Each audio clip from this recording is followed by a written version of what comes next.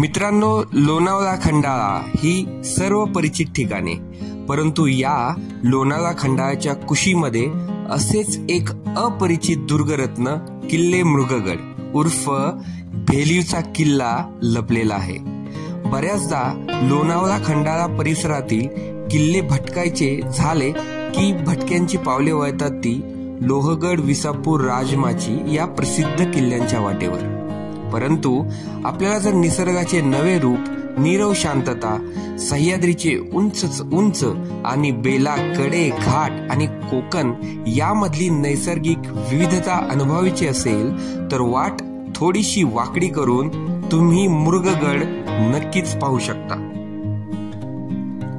मित्रांनो, जांभूळपाडा या गावच्या कमानीतून आत शिरल्यावर भेलीव गाव विचारावे. साधारण 15 ते 20 मिनिटात तुम्ही भेलीव गावात येऊन पोहोचता आणि समोर उभा असतो तो मृगगड. भेलीव गावामध्ये गाड्या लावून आपण शाळेसमोरूनच जाणाऱ्या पायवाटेने मृगगडच्या वाटेवर लागावे. गावातून गडावर जाणारी वाट तशी मळलेली. दुर्गवीर प्रतिष्ठान या संस्थेने बऱ्याच ठिकाणी लोखंडी फलक लावलेले आणि दिशादर्शक बाण लावलेले दिसतात. अशा पद्धतीचे बोर्ड दिसतात. त्याच्यामुळे चुकण्यासारखं इथं काही नाहीये. वाट चुकण्याची शक्यता खूप कमी आहे. हा बोर्ड आहे आणि या बाजूने आपण आता किल्ल्यावर जातोय.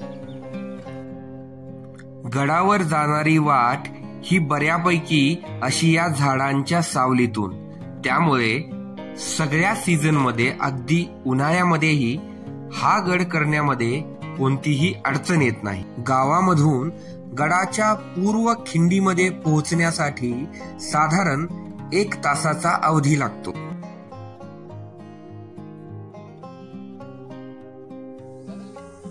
पंधरा मिनिटं झाली ट्रेक सुरू करून. परत एकदा असे बोर्ड आहेत आणि रिबिन पण लावलेले आहेत. तो इकडे जाण्यासाठी काही अडचण नाहीये आणि खूप सुंदर ट्रेल आहे आणि मस्त ट्रेक आहे.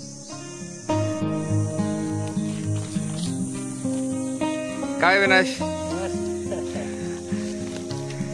प्राचीन काळामध्ये घाट वाटांवर नजर ठेवण्यासाठी या किल्ल्याची निर्मिती झाली असावी.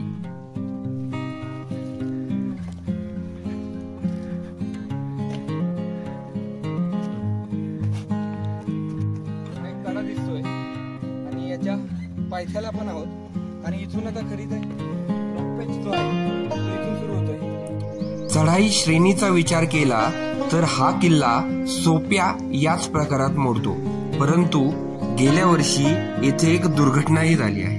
आता तिथे आल्यावर हे बाह्यरूप खूप छोटं असल्यासारखं वाटतं या गुहेचं, पण ही आतून खूप मोठी गुहा आहे आणि आतमध्ये तसं जाणं रिस्की आहे. तुम्ही बाहेरूनच दाखवतो. ही खूप मोठी गुहा.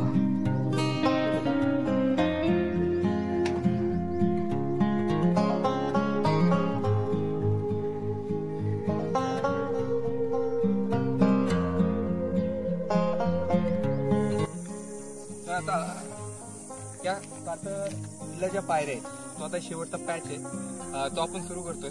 आणि इथं तुम्ही बघितलं तर चढाई सुरक्षित करण्याच्या दृष्टीने जे काय काम करायला लागते ते काम इथं दुर्ग संवर्धनाच्या दृष्टीनं आणि चढाई सुरक्षित करण्याच्या दृष्टीनं सुरू आहे.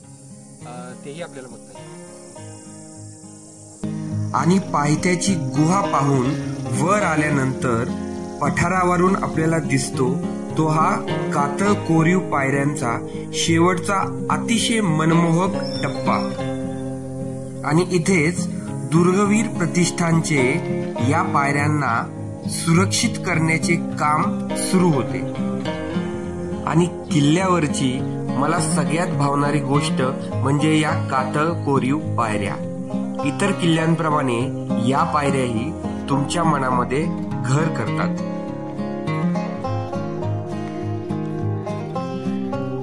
पायऱ्या चढून वर आल्यानंतर खूप काही पाहण्यासारखे नसले तरी 2-4 पाण्याची टाकी, सदरेचे अवशेष अशा गोष्टी आपल्याला पाहायला मिळतात.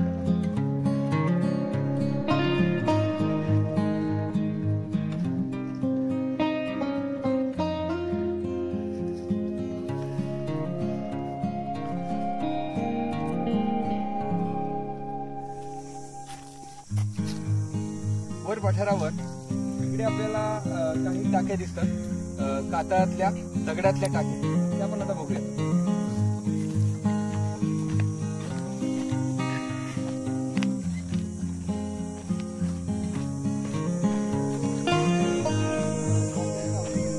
पाणी नाहीये, प्युअर हे दगडातले कातळातले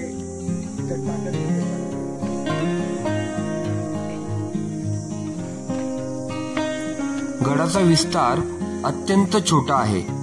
मुर्गगड किल्ला पूर्व पश्चिम असा पसरला आहे. गडावर चढून गेले असता मोराडीचा सुळका लक्ष वेधून घेतो. गडावर गेल्यावर कड्याच्या काठाला असलेली महिषासूर मर्दिनीची आता भग्न झालेली घुमटी पाहायला मिळते. तेथे देवीची अत्यंत सुबक मूर्ती असून तिच्या डोक्यावर असलेली महिरप फारच सुंदर दिसते. तसेच देवीच्या शेजारी आपल्याला हातामध्ये डमरू आणि त्रिशूल घेतलेली भैरवाची मूर्ती देखील पाहायला मिळते आणि या दोन्ही मूर्तींच्या समोर शिवलिंग देखील आहे.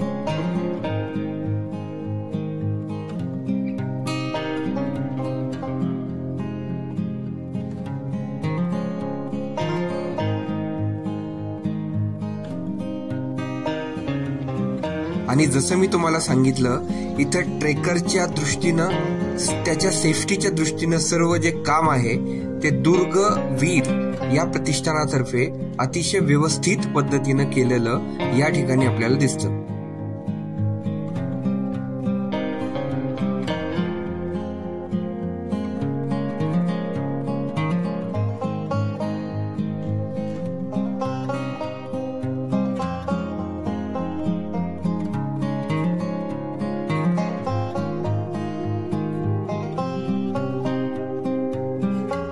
आणि कातळ कोरीव पायऱ्या उतरल्यानंतर आमचं लक्ष गेलं ते अतिशय वैशिष्ट्यपूर्ण अशा या पादुकांवर. उतरल्यानंतर खाली आल्यानंतर झाडाच्या बाजूला आपल्याला या पादुका दिसतात. कोरीव अशा या पादुका निश्चितच आपलं लक्ष वेधून घेतात. आणि इथे सुद्धा मंगेश कोयंदे दादा आणि त्यांची टीम आपल्या कामामध्ये अतिशय मग्न दिसत होती. खरंच अशा लोकांच्या सेवाभावी वृत्तीमुळेच आपल्यासारख्यांना ट्रेकिंग करणं अतिशय सुरक्षित होऊन जातं.